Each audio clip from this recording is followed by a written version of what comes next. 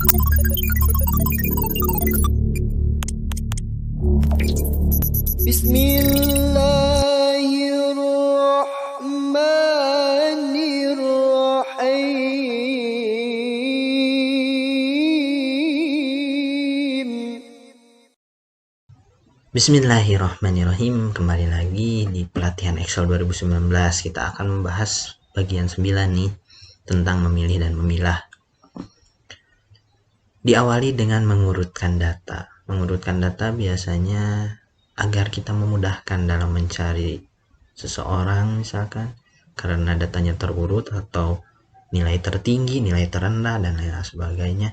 Itu mengurutkan data, bisa dari nomor induk siswa, daftar nilai yang diurutkan berdasarkan ranking nilai, dan lain hal sebagainya. Pengurutan dari kecil ke besar dinamakan ascending, sedangkan dari besarnya ke kecil dinamakan descending. Bagaimana caranya untuk mengurutkan? Nah, di sini kita mempunyai data ya. Nah ini data daftar nama siswa kelas 1 Madrasah Aliyah Al-Huda.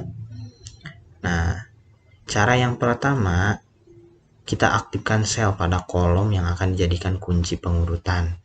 Kunci pengurutan misalkan kita di sini ya, di nama, kemudian tekan ikon pengurutan ascending menaik atau descending menurun di tab home, kemudian ada yang namanya sort dan filter. Oke, ini udah di tab home, kemudian ke editing. Nah, di sini ada sort and filter. Nah, di sini ada A sampai Z dan Z sampai A ini yang dinamakan ascending, dan ini yang bawahnya. Nah, ini descending. Kita pilih dari Z ke A. Nah, maka secara otomatis dia akan berubah berdasarkan format nama atau kolom nama ini. Untuk pengurutan itu cara yang pertama. Bagaimana cara yang kedua? Kita bisa menggunakan kotak dialog. Kotak dialog di sort. Nah, caranya yaitu pilih data, pilih tab data. Oke, kemudian cari sort. Nah, ini sort, maka akan tampil kotak dialog berikut. Kemudian pilih jenis, pilih kolom yang diajukan acuan pertama pengurutan. Udah tadi di nama ya. Nah, yang ini sort by nama. Kemudian pilih jenis pengurutannya. Nah, pengurutannya dari Z sampai A. Oke, atau kita kembalikan lagi dari A sampai Z. Klik OK. Nah, maka secara otomatis pengurutan nama ini ya secara terurut. Jika menggunakan lebih dari satu kolom acuan, maka pilih kolom tersebut pada kotak pilihan then by then. Tadi kan kita mengurutkan berdasarkan kolom namanya saja. Bagaimana kalau misalkan namanya itu ada yang persis atau sama, kemudian kita tambahkan lagi acuannya dengan yang lainnya. Misalkan di sini ya, tempat tanggal lahir ini Bandung sama kan. Kemudian setelah Bandung kita tinjau dari umurnya gitu. Nah, ini caranya. Kita ini tinjau di tempat lahir, pengurutannya tempat lahir, kemudian ada level dengan umur gitu. Nah, tempat lahir itu dari A sampai Z, kemudian umurnya itu dari kecil ke besar. Klik OK, maka akan terlihat. Nah, seperti ini. Ini urutannya Bandung, namun berdasarkan umur juga, umurnya dari kecil ke besar gitu.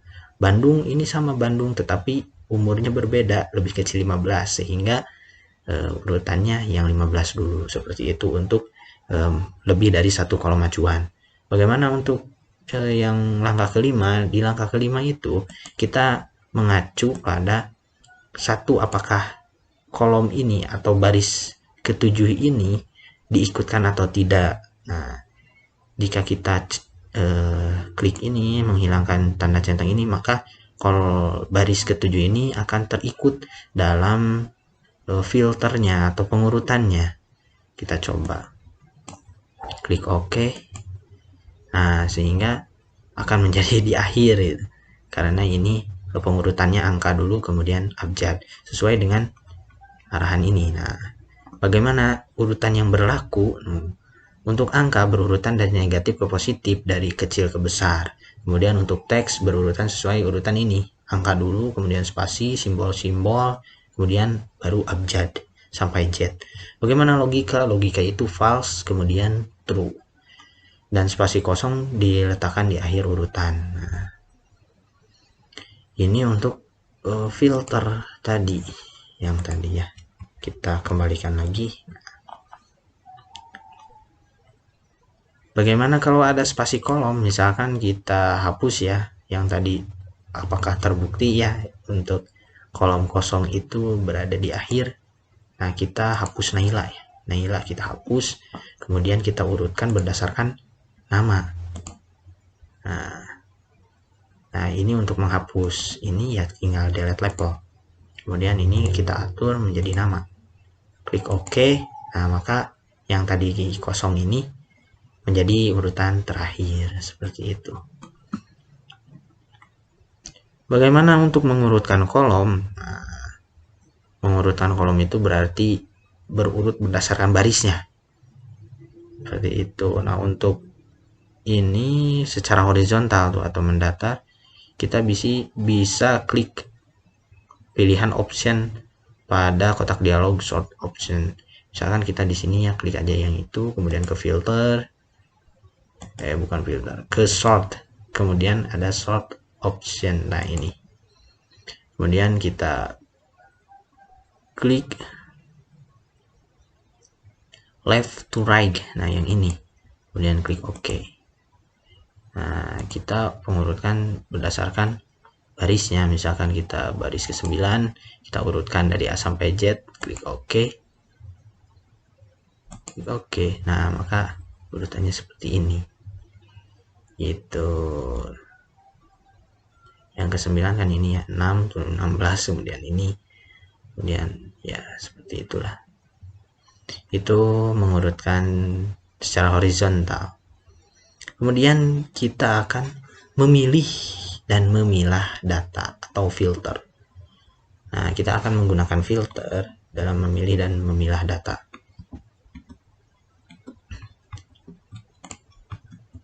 Nah, bagaimana cara mengaktifkan filter? Kita ke tab data, kemudian klik filter. Nah, ini sudah di tab data, kemudian klik filter. Maka ini sudah mengaktifkan fasilitas filter.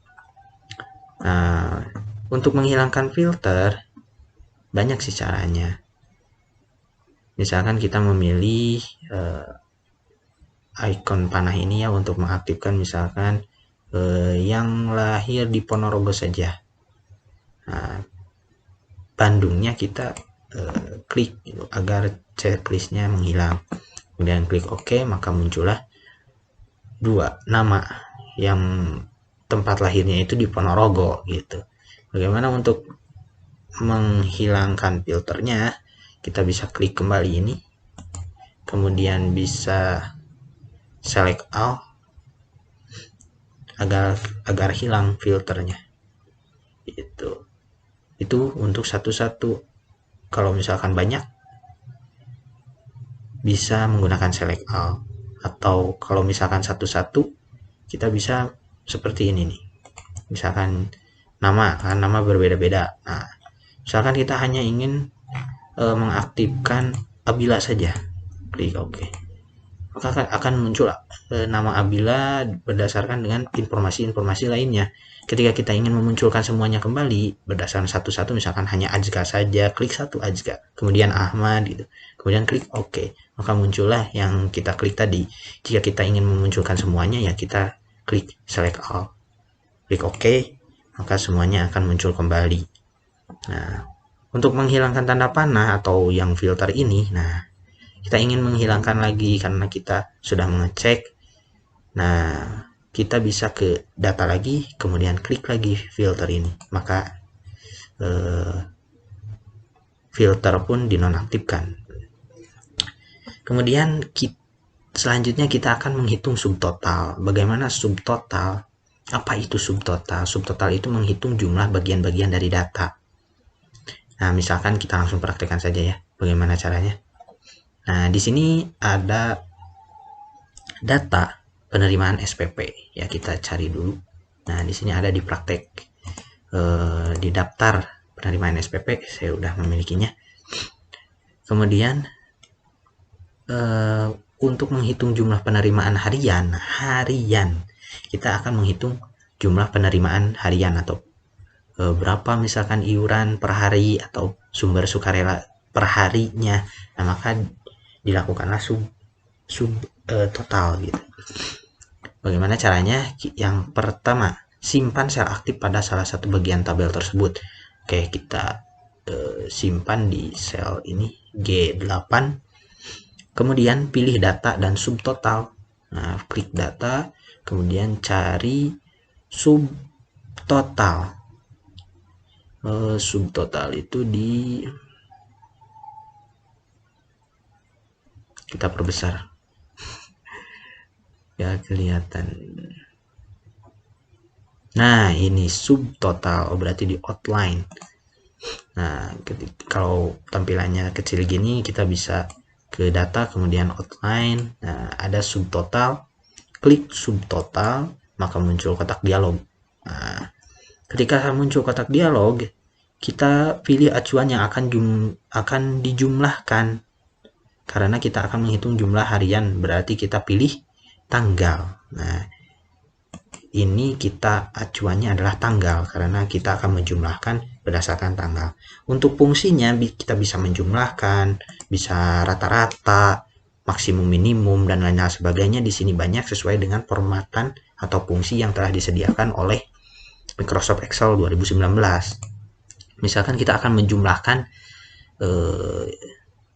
iuran OSIS, kemudian kita klik iuran OSIS, kemudian SPP juga, keterangan dikosongkan saja, kemudian sumbangan sukarela juga, dan jumlah gitu.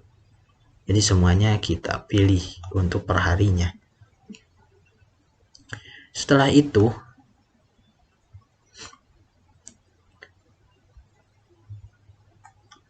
ya sudah gitu, tinggal klik aja, klik OK. Nah, maka akan muncul seperti ini. Kita bisa lihat ya, per tanggal 1 bulan 4 itu totalnya kita bisa dilihat. Nah, ini totalnya. Bisa dilihat per hari. Nah, kenapa ini ada tanda pagar seperti itu? Berarti ini apa namanya? Kurang lebar kolomnya, kita perlebar, bisa menggunakan insert ya, home, yang format auto ya, sehingga muncul. Nah, ini grand total ini adalah jumlah dari total per hari, dari ini kemudian ini dan lain sebagainya selama 1 2 3 4 5 hari. Itu jumlahnya. Seperti itu. Kalau misalkan mau satu SPP saja, berarti kita pilihnya yang tadi, yang dicentangnya itu adalah SPP-nya saja. Ke data, kemudian subtotal. Nah, yang ini kita pilih SPP saja, misalkan SPP saja. Klik OK. Nah, maka yang muncul hanya SPP. Seperti itu. Terima kasih untuk pembahasan yang bagian 9 tentang memilih dan memilah. Mohon maaf apabila banyak kekurangan. Terima kasih banyak.